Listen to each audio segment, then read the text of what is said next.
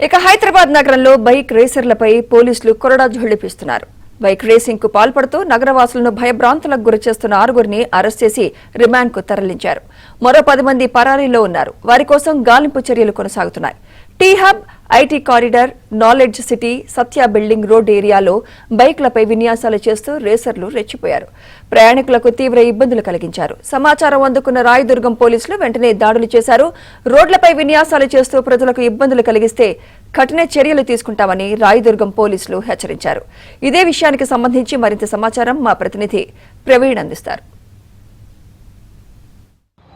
IT కారిడార్లో bike రేసులకు పాల్పడుతున్నటువంటి యువకులందరినీ కూడా ప్రస్తుతం పోలీసులు అదుపులోకి తీసుకోవడం జరిగింది. ముఖ్యంగా రాయదుర్గం పోలీస్ స్టేషన్ పరిధిలో వరుసగా అంటే వీకెండ్స్లో కావచ్చు, వీక్ డేస్లో కూడా సాయంత్రం అయ్యేపాటికి బైక్ రేసులు కూడా పాల్పడుతున్నటువంటి పరిస్థితి కూడా స్పష్టంగా కనపడుతుంది. మనం చూస్తున్నాం బైక్ రేసింగ్లకు పాల్పడినటువంటి వాటన్నిటినీ కూడా ప్రస్తుతం అయితే పోలీసులు సీజ్ చేసినటువంటి పరిస్థితి. వారం రోజుల వ్యవధిలోనే దాదాపు 3 సార్లు బైక్ రేసులు కూడా పాల్పడ్డారు. వారందరినీ కూడా అదుపులోకి తీసుకొని రిమాండ్కి తరలించినటువంటి పరిస్థితి కూడా స్పష్టంగా కనపడుతుంది. నిన్న జరిగినటువంటి బైక్ రేసింగ్లో పోలీసులు పక్కా ప్లాన్ తోటి బైక్ రేసులకు పాల్పడుతున్నటువంటి ఆ ప్రాంతానికి వెళ్ళి రాయదుర్గం పోలీసులు అయితే వారందరినీ కూడా అదుపులోకి తీసుకున్నటువంటి సందర్భం అయితే కనపడుతుంది. ముఖ్యంగా టీ హబ్ కావచ్చు, IT corridor, knowledge city, Satya building రోడ్లు ఏరియాల్లో ఈ బైక్ రేసింగ్లు కూడా పాల్పడుతున్నారు. ఇప్పటి వరకు నిన్న జరిగినటువంటి బైక్ రేసింగ్లో దాదాపు 6 మంది నిందితులను అదుపులోకి తీసుకోవడం జరిగింది. మరొక 10 మంది పరారీలో ఉన్నారు. వారి కోసం అయితే గాలింపు చర్యలు అయితే కొనసాగుతున్నాయని చెప్పుకోవచ్చు. ప్రస్తుతం అబ్దుల్ మతీన్, సాయి కిరణ్, చప్పిడి శరణ్, భానుచందర్, ఈశ్వర్ కుమార్, కొటారి కృష్ణ వీరినైతే మాత్రం ప్రస్తుతం అదుపులోకి తీసుకోవడం జరిగింది. బైక్ రేసింగ్లకు పాల్పడుతూ పబ్లిక్ను భయాందోళనకు గురి చేసేలా వీళ్ళు రోడ్లపైన స్టంట్స్ చేస్తూ వాళ్ళు బైక్ రేసులు కూడా పాల్పడుతున్నటువంటి పరిస్థితి అయితే కనపడుతుంది.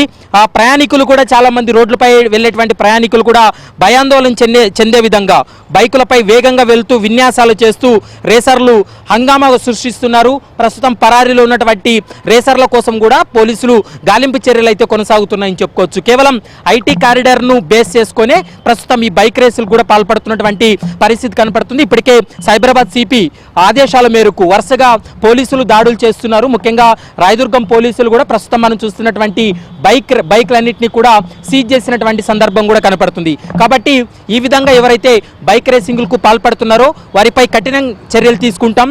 ఎందుకంటే వీకెండ్స్ వచ్చిందంటే చాలు హైదరాబాద్లో ముఖ్యంగా ఐటీ కారిడార్లో రోడ్స్ చాలా బాగుంటాయి కాబట్టి ఐటీ కారిడార్లోనే ఎంపిక చేసుకొని వీళ్ళు బైక్ రేసింగ్లు కూడా పాల్పడుతున్నటువంటి సందర్భం కనపడుతుంది. గతంలో మనం చూసాము శివారు ప్రాంతాల్లో ఈ కార్ అండ్ బైక్ రేసింగ్లు అనేది జరిగేది. కానీ ఇప్పుడు ఐటీ కారిడార్ కేంద్రంగానే ఈ బైక్ రేసులు కూడా పాల్పడుతున్నటువంటి పరిస్థితి కూడా కనపడుతుంది. పబ్లిక్ భయాందోళన చెందేలా, ఎందుకంటే రోడ్డుపై వెళ్తున్నటువంటి క్రమంలో ఒక్కసారిగా వీళ్ళు స్టంట్ చేయడం, ఒక్కసారిగా టర్న్ చేయడం, ఇలాంటి సందర్భాల్లో చాలా మంది వాహనదారులు కూడా ఒకసారిగా ఉలిక్కి పడినటువంటి సందర్భాలు కూడా కనపడుతున్నాయి. స్థానికులు ఇచ్చినటువంటి సమాచారం, మరోవైపు వీకెండ్స్లో బెట్టింగ్ చేస్తూ బైక్ రేసులకు పాల్పడుతున్నారు కాబట్టి వీరిపైన కఠినంగా వ్యవహరించాలంటూ ఇప్పటికే సైబరాబాద్ సిపి ఆదేశాలు జారీ చేశారు. దీంతో నిన్న జరిగినటువంటి బైక్ రేసింగుల్లో మాత్రం దాదాపు 10 మందిని ఐడెంటిఫై చేయడం జరిగింది. మొత్తం 6 మంది నిందితుల్ని స్పాట్లో అదుపులోకి తీసుకున్నారు. మరికొంతమంది పరారీలో ఉన్నారు. రేసర్ల కోసం గాలింపు చర్యలు కొనసాగుతున్నాయి. మరోవైపు వాళ్ళు వాడినటువంటి హై కాస్ట్లీ బైక్లు ఏవైతే ఉన్నాయో వాటన్నిటినీ కూడా స్పోర్ట్స్ బైక్లు ఎక్కువగా ఉన్నాయి కాబట్టి ఈ స్పోర్ట్స్ బైక్లన్నింటినీ కూడా సీజ్ చేసినటువంటి పరిస్థితి కనపడుతుంది.